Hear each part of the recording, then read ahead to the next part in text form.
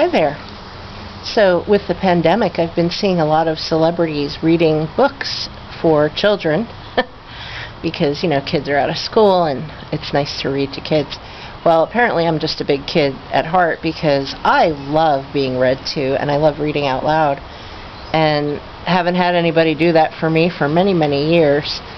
My parents often read to us, especially my father, when I was really little. I remember him reading to me from a book every single night, and I really liked The Princess and the Pea. My sister was fond of Henny Penny, The Sky is Falling. But anyway, I love being read to, and I just started a new book, a new library book. It's After You by Jojo Moyes, and this is the sequel to Me Before You.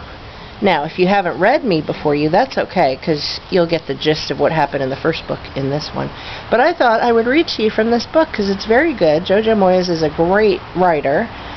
She writes really engaging fiction, so check her out if you haven't already. And I think she probably has 10 or 12 books out at this point.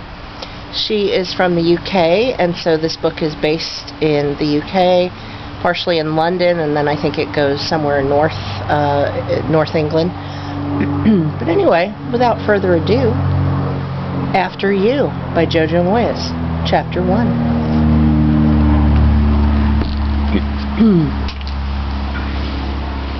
I just thought maybe some people would like to be read to, so that's why I'm doing this. Alright. And away we go. The big man at the end of the bar is sweating. He holds his head low, over his double scotch, and every few minutes he glances up and out behind him toward the door, and a fine sheen of perspiration glistens under the strip lights. He lets out a long, shaky breath disguised as a sigh and turns back to his drink. Hey, excuse me. I look up from polishing glasses. Can I get another one here? I want to tell him that it's really not a good idea, that it won't help, that it might even put him over the limit. But he's a big guy, and it's 15 minutes till closing time, and according to company guidelines, I have no reason to tell him no. So I walk over and take his glass and hold it up to the optic. He nods at the bottle. Double, he says, and slides a fat hand down his damp face. That'll be £7.20, please. It's 11:15 on a Tuesday night, and the Shamrock and Clover, East City Airport's Irish-themed pub that is as Irish as Mahatma Gandhi, is winding down for the night. The bar closes 10 minutes after the last plane takes off, and right now it's just me, the intense young man with the laptop, the two cackling women at table 2, and the man nursing a double Jameson's waiting on SC-107 to Stockholm and DB-224 to Munich, the latter of which has been delayed for 40 minutes. I've been on since midday, as Carly had a stomachache and went home. I don't mind. I never mind staying late. Humming softly to the sounds of Celtic Pipes of the Emerald Isle, Volume 3, I walk over and collect the glasses from the two women, who are peering intently at some video footage on a phone. They laugh, the easy laughs of the well-lubricated. My granddaughter, 5 days old, says the blonde woman as I reach over the table for her glass. Lovely, I smile. All babies look like currant buns to me. She lives in Sweden. I've never been, but I have to see my first grandchild, don't I? We're wetting the baby's head. They burst out laughing again. Join us in a toast? Go on, take a load off for 5 minutes. We'll never finish this bottle in time. Oops, here we go. Come on, door. Alerted by a scream, they gather up their belongings, and perhaps it's only me who notices a slight stagger as they brace themselves for the walk toward security. I place their glasses on the bar, scan the room for anything else that needs washing. You never tempted, then? The smaller woman has turned back for her scarf. I'm sorry? To just walk down there, at the end of a shift, hop on a plane. I would, she laughs again, every bloody day. I smile, the kind of professional smile that might convey anything at all, and turn back toward the bar. Around me, the concession stores are closing up for the night, steel shutters clattering down over the overpriced handbags and emergency gift Toblerones. The lights flicker off at gates 3, 5, and 11, the last of the day's travelers winking their way into the night sky. Violet, the Congolese cleaner, pushes her trolley toward me, her walk a slow sway, her rubber-soled shoes squeaking on the shiny marmoleum. "Evening, darling. Evening, Violet. You shouldn't be here this late, sweetheart. You should be home with your loved ones." She says exactly the same thing to me every night. "Not long now," I respond, with these exact words every night. Satisfied, she nods and continues on her way. Intense young laptop man and sweaty scotch drinker have gone. I finish stacking the glasses and cash up, checking twice to make sure the till roll matches what is in the till. I note everything in the ledger, check the pumps, jot down what we need to reorder. It is then that I notice the big man's coat is still on his bar stool. I walk over and glance up at the monitor. The flight to Munich would be, just boarding if I felt inclined to run his coat down to him. I look again and then walk slowly over to the gents. "Hello? Anyone in here?" The voice that emerges is strangled and bears a faint edge of hysteria. I push open the door. The scotch drinker is bent low over the sinks, splashing his face. His skin is chalk white. "Are they calling my flight?" "It's only just gone up. You've probably got a few minutes." I make to leave, but something stops me. The man is staring at me, his two eyes tight little buttons of anxiety. He shakes his head. I can't do it." He grabs a paper towel and pats his face. "I can't get on the plane." I wait. I meant to be traveling over to meet my new boss, and I can't. And I haven't had the guts to tell him I'm scared of flying. He shakes his head. "Not scared, terrified." I let the door close behind me. "What's your new job?" He blinks. Car parts. I'm the new senior regional manager, bracket spares, close bracket, for Hunt Motor. Bracket, spares, close bracket, for Hunt Motors. Sounds like a job, I say. You have brackets. I've been working for it a long time. He swallows hard, which is why I don't want to die in a ball of flame. I really don't want to die in an airborne ball of flame. I am tempted to point out that it wouldn't actually be an airborne ball of flame, more a rapidly descending one, but suspect it wouldn't really help. He splashes his face again, and I hand him another paper towel. "Thank you." He lets out another shaky breath and straightens up, attempting to pull himself together. I bet you never saw a grown man behave like an idiot before, huh? About 4 times a day. His tiny eyes widen. About 4 times a day I have to fish someone out of the men's loos, and it's usually down to fear of flying. He blinks at me. "But you know, like I say to everyone else, no planes have ever gone down from this airport." His neck shoots back in his collar. "Really? Not one? Not even a little crash on the runway?" I shake my head. It's actually pretty boring here. People fly off, go to where they're going, come back again a few days later. I lean against the door to prop it open. These lavatories never smell any better by the evening.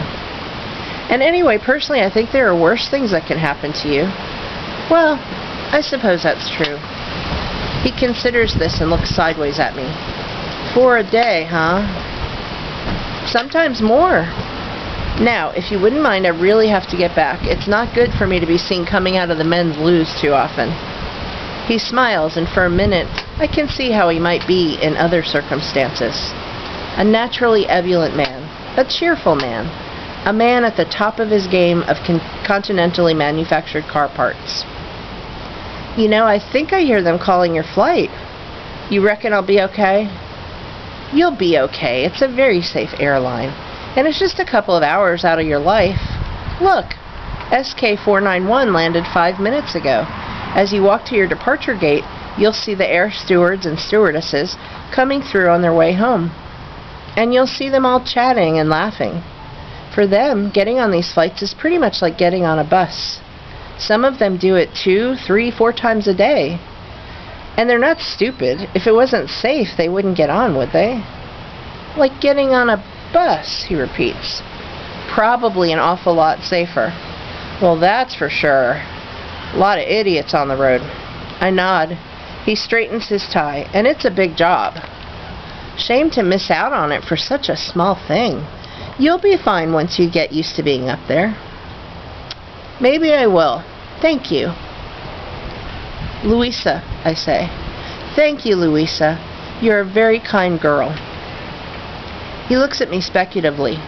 I don't suppose you'd like to go for a drink sometime? I think I hear them calling your flight, sir, I say, and I open the door to allow him to pass through. He nods to cover his embarrassment, makes a fuss of patting his pockets. Right, sure. Well, off I go then. Enjoy those brackets. It takes 2 minutes after he has left for me to discover he has been sick all over Cubicle 3. I arrive home at 1:15 and let myself into the silent flat. I change out of my clothes and into my pajama bottoms and a hooded sweatshirt, then open the fridge, pulling out a bottle of white and pouring a glass. It is lip-pursingly sour. I study the label and realize I must have opened it the previous night, then forgotten to stopper the bottle, and then decide it's never a good idea to think about these things too hard, and I slump down in the chair with it. On the mantelpiece are 2 cards. One is from my parents wishing me a happy birthday. That best wishes from Mum is as piercing as any stab wound. The other is from my sister, suggesting she and Tom come down for the weekend. It is 6 months old. 2 voicemails are on my phone, one from the dentist, one not. Hi, Louisa, it's Jared here. We met in the Dirty Duck? Well, we hooked up. It was just, but I enjoyed it. Thought maybe we could do it again? You've got my digits. When there is nothing left in the bottle, I consider buying another one, but I don't want to go out again. I don't want Samir at the Mini-Mart Grocers to make one of his jokes about my endless bottles of Pinot Grigio. I don't want to have to talk to anyone.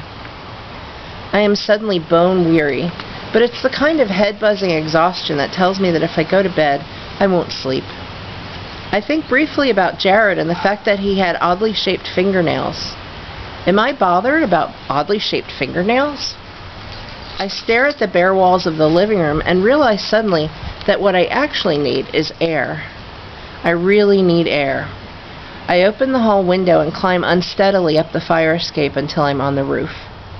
The first time I'd come up, 9 months earlier, the estate agent showed me how the previous tenants had made a small terrace garden, dotting around a few lead planters and a small bench. It's not officially yours, obviously, he'd said, but yours is the only flat with direct access to it. I think it's pretty nice. You could even have a party up here.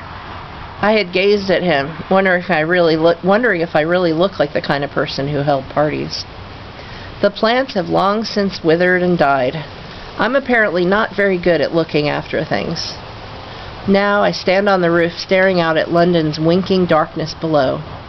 Around me, 1 million people are living, breathing, eating, arguing. 1 million lives completely divorced from mine. It's a strange sort of peace. The sodium lights glitter as the sounds of the city filter up into the night air. Engines rev, doors slam.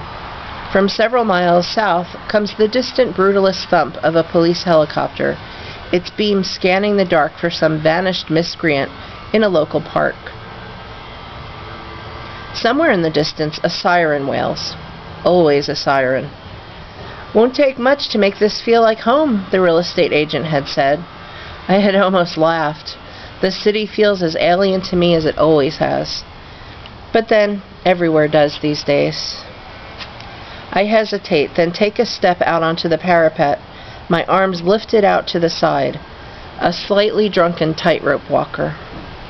1 foot in front of the other, edging along the concrete, the breeze making the hairs on my outstretched arms prickle. When I first moved down here, when it all first hit me hardest, I would sometimes dare myself to walk from one end of my block to the other. When I reached the other end, I would laugh into the night air. You see, I am here, staying alive, right out on the edge. I am doing what you told me. It has become a secret habit. Me, the city skyline, the comfort of the dark, and the anonymity and the knowledge that up here nobody knows who I am.